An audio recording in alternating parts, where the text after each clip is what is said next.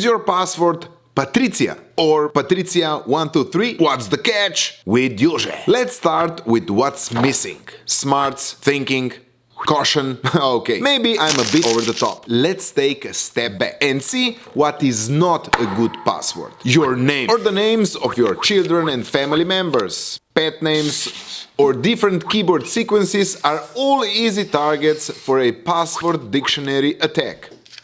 What's that? We'll talk about it another time. So, what is a good password? A good password has at least 3 or 4 unrelated words and at least one special character such as plus, hashtag, comma, dot. It's also good to use a different password for each account. You can also use a password manager. It remembers all the passwords, suggests and autofills the passwords when unlocked. But then you have to have a super strong password to unlock password manager. If they hack this password, they get them all. If possible, turn on two-factor authentication.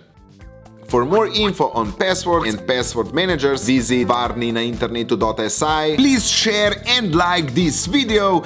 In the comment section, mark your friends or tell us what else would you like to know is in the bag. See you later!